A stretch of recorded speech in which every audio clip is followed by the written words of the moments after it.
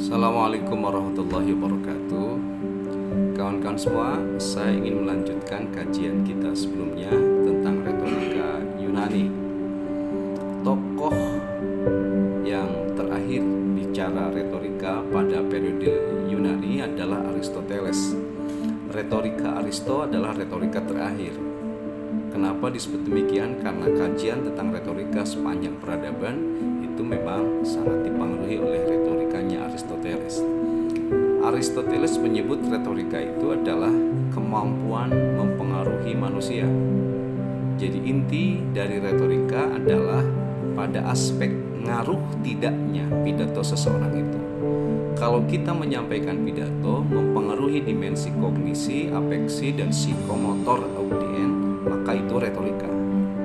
Tapi kalau pidato kita sepanjang apapun, selama apapun, tapi sama sekali tidak ngaruh pada audien, itu bukan disebut retorika. Karena itu kawan-kawan semua, kata Aristoteles, agar pidato kita ngaruh, ada 5 hal yang harus dimiliki oleh seseorang yang akan berpidato. 1, ada yang disebut dengan ethos, 2 pathos, 3 logos. Sesungguhnya yang 3, yang 2 nanti tambahan. Yang disebut 5 itu yang 2 lagi adalah tambahan. Ethos itu adalah intellectual appeals, yakni memiliki pengetahuan yang luas. Seseorang yang akan pidato, ketika ingin pidatonya ngaruh pada orang lain, dia harus memiliki pengetahuan yang luas. Mau bagaimana bisa mempengaruhi orang lain kalau dia tidak punya pengetahuan? Kira-kira logika sederhananya itu. Masih bagian dari ethos atau intellectual appeal itu memiliki kepribadian yang terpercaya, harus kredibel supaya pidato kita ngaruh. Kemudian yang ketiga harus memiliki status yang terhormat. Status sebagai mahasiswa, status sebagai dosen, status sebagai ustadz, status sebagai kiai, itu akan memperkuat aspek ethos sehingga pidato kita bisa ngaruh. Syarat yang kedua supaya pidato kita mempengaruhi orang lain adalah emotional appeal, yakni pathos. Seorang penceramah harus bisa menyentuh hati audiennya. Sebab kalau sudah tersentuh hati, dia akan menyerahkan segalanya. Jadi orang yang pidato itu jangan seperti copet, dia ngambil dompet orang lain, babak belur nanti dipukuli. Tetapi kalau yang diambil itu adalah hatinya, jangankan dompet, segalanya dalam hidup akan diberikan. Maka retorika itu sebetulnya bagaimana bisa atau seni menyentuh emosi, membangkitkan harapan, juga membangkitkan kebencian, membangkitkan kasih sayang dari audiennya. Kemudian yang ketiga, supaya pidato kita ngaruh, kata Aristo, seorang penceramah itu harus punya logos, yakni mampu menunjukkan apa yang disampaikan itu dengan bukti-bukti yang bisa dibenarkan oleh otak. Dia memiliki kompetensi di aspek-aspek logika, hingga dengan kompetensi atau kemampuan logikanya pidatonya itu bisa mempengaruhi orang lain. Itu sebenarnya 3 syarat utama. Ada 2 syarat tambahan yang lain yang disarahi oleh para ahli retorika. Sesungguhnya supaya pidato kita ngaruh, jika mengikuti alur dari pemikiran Aristoteles itu harus ada apa yang disebut dengan anti-man. Anti-man itu jika disimpulkan tadi himbauan aktualisasi pesan, kemampuan menghimbau pada audien untuk mengaktualisasikan pesan. Selain itu juga ditambah dengan contoh-contoh, baik contoh yang faktual maupun aktual. Jadi supaya pidato kita bisa mempengaruhi orang lain, hingga prinsip dasar retorika dimiliki. 1, miliki intellectual appeals atau ethos. Yang kedua, miliki emotional appeal atau pathos.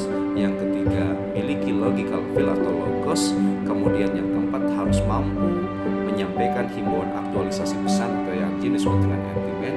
Berikutnya harus mampu memberikan contoh, baik contoh yang faktual maupun contoh yang aktual.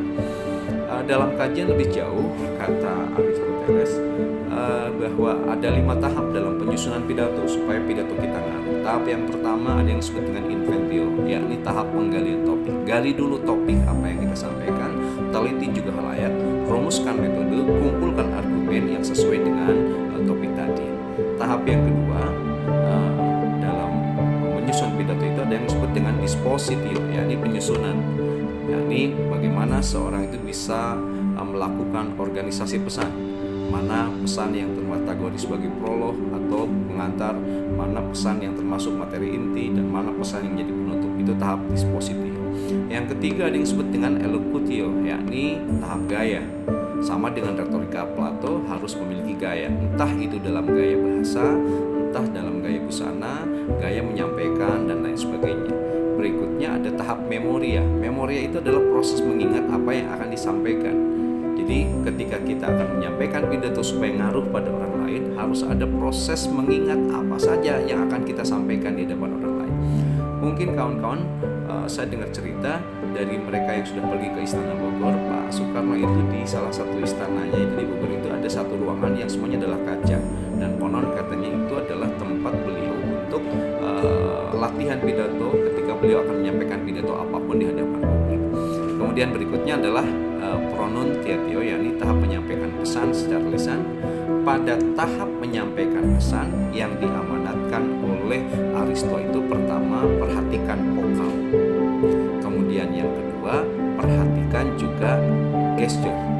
Kemudian berikutnya, perhatikan juga kesehatan badan. Sebab pada saat proses menyampaikan pidato, sehebat apapun naskah yang kita sampaikan, konsep yang kita sampaikan atau kita buat, tetapi kondisi badan kita tidak sehat, itu juga akan mempengaruhi terhadap ngaruh tidaknya pidato kita disampaikan di hadapan orang lain. Kawan-kawan semua, dalam retorika Aristoteles ini saya ngasih tugas pada kawan-kawan, silakan buat video maksimal 4 menit dengan menggunakan gaya retorika sebagaimana disampaikan oleh Aristoteles ini. Bisa milih yang Sorak ataupun yang Aristoteles. Tugasnya saya tunggu secepatnya, sebab 5 pengumpul tugas terawal itu akan mendapatkan poin yang dihitung nanti. Mudah-mudahan kita bisa memahami kajian-kajian retorika ini. Sekian sementara, nanti kita lanjut dalam kajian berikutnya. Assalamualaikum warahmatullahi wabarakatuh.